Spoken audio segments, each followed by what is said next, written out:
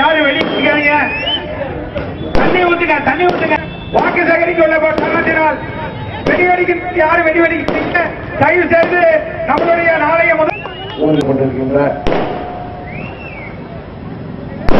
இந்த எடப்பாடி பழனிசாமியின் மக்கள் விரோத ஆட்சியையும் இந்தியாவை வாடி வருகின்ற குறிப்பாக தமிழகத்தை தண்டிக்கின்ற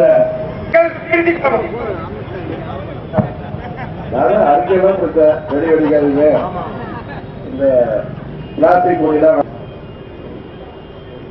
வருகிற ஏப்ரல் 18 அன்றைக்கு நடைபெற இருக்கின்ற நாடாளுமன்றம் மற்றும் தமிழகத்திலே 18 தொகுதிகளுக்கான இடைத்தேர்தல் நல்ல ஒரு வாய்ப்பாக நீங்கள் எல்லாம் கடந்த 2 ஆண்டுகளாக காத்திருந்த ஒரு வாய்ப்பு நம்ம தேடி வந்திருக்கிறது. அதுவும் பணம் நிலவி பாதையிலே விழுந்தது என்பார்களே, அதுபோல மோடியும் அவரது செல்ல அடிமைகளும் இன்றைக்கு ஒரே கூட்டணியாக இன்றைக்கு தமிழகத்தில் போட்டியிடுகிறார்கள். உங்களது வேலை அவர்கள் குறைத்து விட்டார்கள். நீங்கள் அம்மா அவர்கள் ஆட்சியோடு நாம் பெற்ற வெற்றி சின்னமாகிய பரிசு பெட்டகம் திட்டத்திலே ஒரு வாக்கு அளித்தாலே இந்த ஆட்சி ஒவ்வொருவரின் வாக்கும் இந்த ஆட்சிக்கும் மக்கள் விரும்பாத இந்த ஆட்சிகளை முடிவுக்கு கொண்டு வருவதற்கு நல்லதொரு வாய்ப்பு கிடைத்திருக்கிறது. மக்கள் தான் எஜமானர்கள் என்பதை நீங்கள் நிரூபிக்கின்ற நேரம் நெருங்கிவிட்டது. குறிப்பாக நமது காவிரி டெல்டா பகுதியில காவிரி படுகை மாவட்டங்களில் விவசாயத்தை அளிக்க வேண்டும் என்ற ஒரே பெரிய நோக்கத்தோடு பல்வேறு பன்னாட்டு நிறுவனங்களுக்கு பூமிக்கு கீழே ஆயில் எடுக்கிறோம், மீத்தேன் எடுக்கிறோம், ஹைட்ரோ கார்பன் திட்டம் எடுக்கிறோம் என்று நிலங்களை எல்லாம் அங்கே காரணமாக்கிறார்கள். விவசாயம் என்பது நமது தொழில் மாத்திரம் அல்ல, அது நமது வாழ்க்கை. காரணம் 2014 அவர் பல்வேறு பொய்யான வாக்குறுதிகளை சொல்லி மற்ற மாநிலங்களை ஏமாற்றியது போல தமிழ்நாட்டை ஏமாற்ற முடியவில்லை. காரணம் அம்மா அவர்களுக்கு நீங்கள் வாக்களித்து 37 தொகுதிகளிலே அம்மா அவர்களை வெற்றி பெற செய்தீர்கள். அந்த கோபம் தான் அம்மா அவர்கள் இருந்தவரை அமைதியாக இருந்த மோடி இன்றைக்கு அம்மாவின் கட்சியையும் அவர் முடிவுக்கு கொண்டு வர வேண்டும்.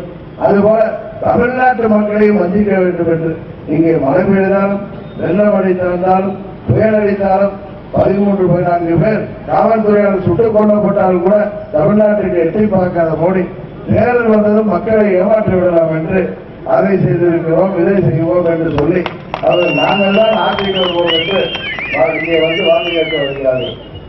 நமது பழனிசாமி பன்னீர்செல்வம் கம்பெனி அவர்களை வைத்து இவர்கள் இன்றைக்கு ஆட்சியை தொடர மோடி அவர்கள் உதவி செய்வதால் இந்த ஆட்சியை தொடர்கிறார்கள். நல்ல வேளையாக நமது சட்டமன்ற உறுப்பினர்களை பதவி நீக்கப்பட்ட தேர்தல் இன்றைக்கு வந்திருக்கிறது. உற்பதம் செய்யும் பிற்பகல் தானே வரும் என்பது போல, கெடுவான் கேடு நினைப்பான் என்பது போல பழனிசாமியும் அவரது கம்பெனியும் இன்றைக்கு இடைத்தேர்தலை மாற்றிக் கொண்டார்கள்.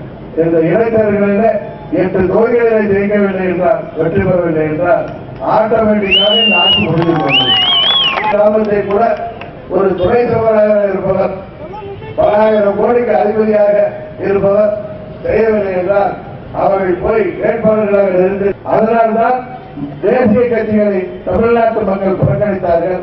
2014 அம்மா அவர்கள் தான் தமிழ்நாட்டின் உரிமைகளை, தமிழ்நாட்டின் தேவைகளை போராடி பெற முடியும், மாநில கட்சியால் தான் அது முடியும் என்கிற காரணத்தினால்தான் அம்மா அவர்களுக்கு கடந்த முறை நீங்கள் 37 தொகுதிகளை வெற்றி தந்தீர்கள்.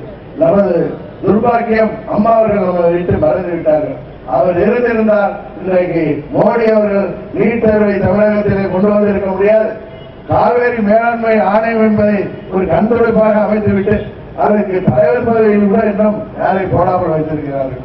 அதனால்தான் சொல்கிறேன், தமிழ்நாட்டின் நலனை பாதுகாக்கவும், தமிழ்நாட்டு மக்களின் நலனை தேவைகளை பெற்றுத் தரவும், தமிழ்நாட்டு மக்களாகிய நீங்கள் வாக்களித்து வெற்றி பெற செய்ய போகின்ற பாராளுமன்ற உறுப்பினர்கள் தான் இந்தியாவின் பிரதமரை தேர்ந்தெடுப்பார்கள்.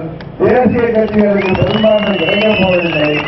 தமிழ்நாட்டிலே நமக்கு என்னென்ன திட்டங்கள் தேவையோ அவற்றை பெற்றுத்தரவும், தமிழ்நாட்டுக்கு தேவையில்லாத திட்டங்களை தடை செய்யவும், ஜிஎஸ்டியில நாங்கள் சொல்லியிருப்பது போல், எங்கள் தேர்தல் அறிக்கையில சொல்லியிருப்பது போல் அதில் மாற்றங்கள் கொண்டு வரவும், இன்னும் என்னென்ன தேவைகள் தமிழ்நாட்டிற்கு இருக்கிறதோ அவற்றையெல்லாம் பெற்றுத்தரவும் நீங்கள் எங்களுக்கு வாக்களிக்க வேண்டும். மக்கள் புன்னகை